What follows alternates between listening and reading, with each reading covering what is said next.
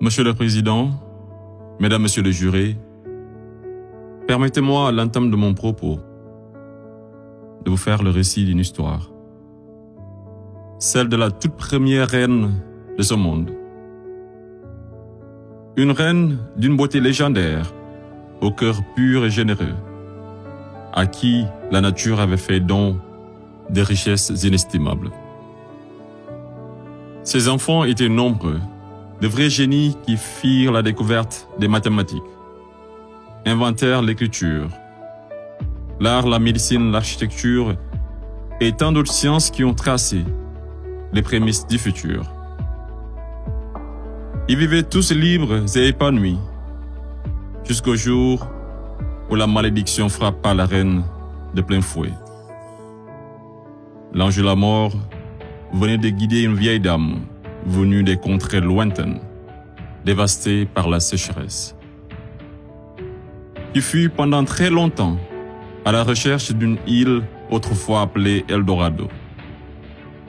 Elle parvint enfin à déposer ses valises aux portes de cette île aux multiples trésors cachés, accompagnée de ses enfants les plus assoiffés, puis songea à construire un cheval de Troie qui sera offert en signe d'amitié, et lui fit don également de nombreux présents, parmi lesquels une boîte de Pandore. Le malheur s'empara alors de ce gigantesque royaume, entraînant la chute de sa reine, la mort de certains, et l'exil d'autres des plus valeureux. Ce fut l'effondrement d'une civilisation qui aura duré des décennies, une histoire plagiée et falsifiée. Fin de l'histoire. Monsieur le Président, je mesure combien il est difficile pour un jeune avocat d'Afrique, sans aucune expérience et qui n'a nulle connaissance des affaires géopolitiques, de plaider pour la mère Afrique contre l'une des mafias les plus dangereuses au monde, la France-Afrique. Cependant, quoique trop inférieur à mes adversaires, j'ose espérer que je serai tout de même en mesure de vous exposer clairement les faits, afin que vous n'ignoriez aucune partie de l'objet sur lequel vous êtes appelés à vous prononcer. Je vous prie alors de m'écouter avec bienveillance. Mesdames, Messieurs les jurés, vous n'êtes pas sans savoir que l'Afrique a été réduite à 400 ans d'esclavage, à 250 ans de colonisation. Et aujourd'hui encore, l'Afrique est sous la domination de ces délinquants, ces va-t-en-guerre, criminels en col blanc, ces salauds et mafieux de la pire espèce. Objection! Objection rejetée. Modérez votre langage. Désolé, Monsieur le Président. Le plus grand mal de l'Afrique, je n'ai pas peur de le dire, c'est les multinationales françaises, telles qu'Areva, Bouygues, Bolloré, Total et consorts, qui se cachent souvent derrière les dirigeants français, dont elles financent les campagnes. Et en contrepartie, ces derniers sont tenus de mettre la pression sur certains dirigeants africains, qui, de peur de finir comme un Thomas Sankara, ou un Sylvanus Olympio, ou encore un Muammar Kadhafi, pour ne citer que cela, se voient contraints de leur accorder le plus gros marché, sans passer par aucun appel d'offres, sans oublier toutes les mallettes d'argent qui sont envoyées en direction de l'Élysée, pendant que les pauvres Africains crèvent de faim dans les quartiers délabrés. Et on s'étonne de voir de jeunes Africains désespérés s'embarquer sur le navire de fortune à la quête d'une vie meilleure. Et je vous assure qu'ils sont nombreux parmi ces jeunes à avoir tenté toutes les voies et moyens légaux, mais en vain.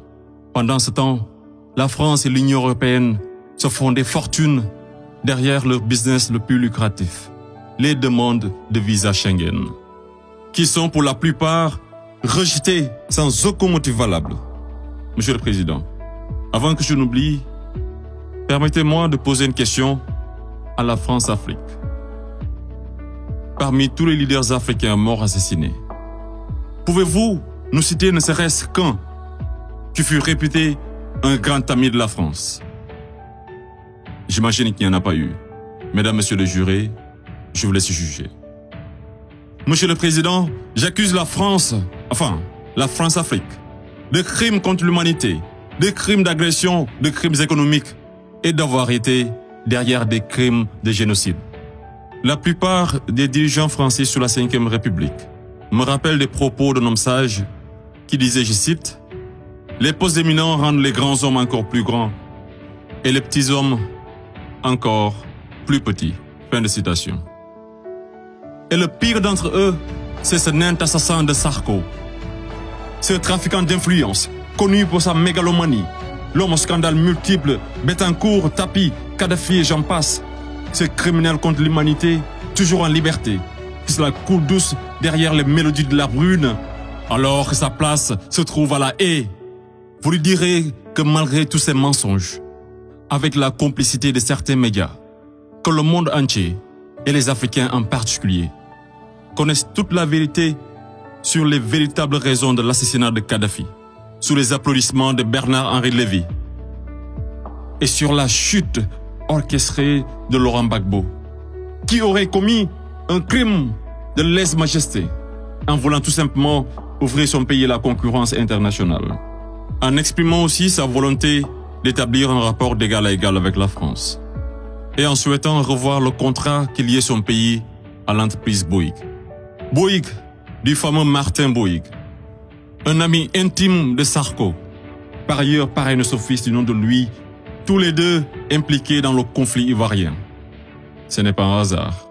Mesdames, Messieurs les jurés, ai-je besoin d'en rajouter un mot pour que vous compreniez ce jeu d'échecs qui se joue sur le dos de pauvres Africains, alors qu'ils doivent tout à l'Afrique? C'est grâce aux Africains que vous avez une république que vous appelez la France. C'est grâce aux Africains que vous vous êtes enrichis. C'est grâce aux Africains que vous avez aujourd'hui votre statut de 5e puissance mondiale avec un droit de veto au sein de l'ONU. Et c'est encore grâce aux Africains que vous avez 2 Coupes du Monde à votre compteur. Qu'attendez-vous encore des Africains? Qu'on vous ramène la Lune? Ayez au moins un peu de décence et respectez les Africains, surtout les Noirs et les Arabes qui vivent en France.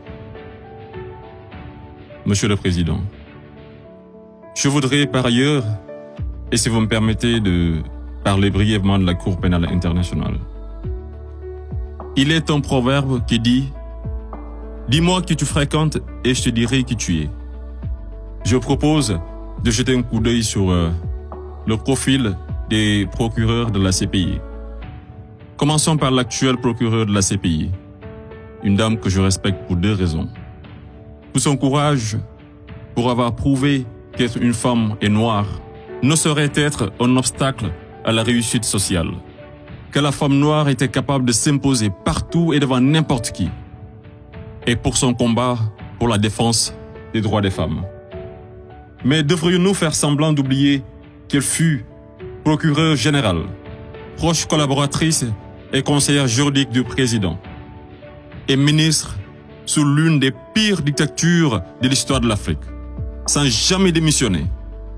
N'est-elle pas comptable de ce régime? Le premier procureur de la CPI, l'Argentin Luis Moreno Ocampo, une haute personnalité dont le nom est impliqué dans les affaires de viol, de corruption, d'abus de pouvoir. Un procureur de la CPI qui détient avec son épouse des entreprises offshore dans les paradis fiscaux des îles Vierges, de Panama et de Belize.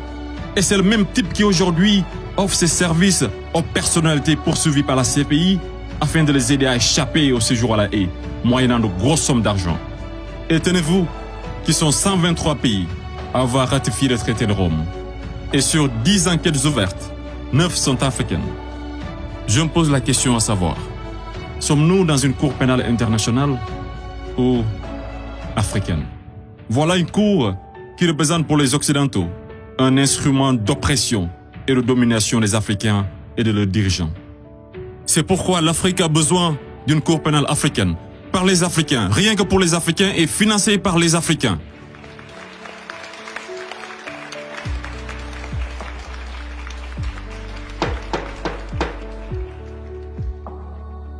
Monsieur le Président, je ne suis qu'un jeune ignorant qui ne prétend point détenir toute la vérité. C'est pourquoi je vous apporte des documents qui vous permettront d'y voir un peu plus clair. À l'exemple de cette copie d'une conférence de François-Xavier Verschave intitulée De la France-Afrique à la mafia-Afrique. Je salue également le courage de ces hommes et femmes de valeur qui osent lever leur voix pour défendre les intérêts de l'Afrique. Je pense au grand Kémy Séba avec l'ONG Urgence panafricaine.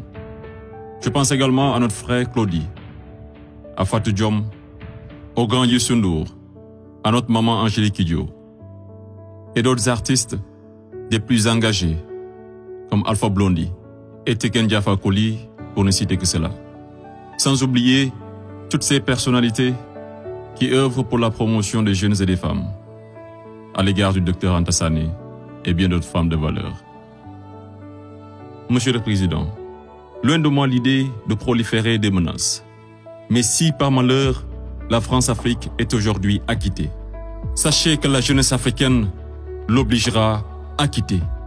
Elle se mobilisera davantage et réunira toutes ses forces vives, hommes et femmes de valeur, sans exception d'âge. Intellectuels, sportifs de haut niveau, artistes de renommée internationale et sympathisants de l'Afrique. Et tous mèneront une campagne dévastatrice par tous les moyens pacifiques afin de dégager un par un ces béni-oui-oui, présidents marionnettes de la France-Afrique, en faveur de vrais leaders panafricains véridiques qui auront le courage de mettre fin à la domination de cette mafia et qui décideront de la fin de la plus grosse arnaque de l'histoire, le franc CFA.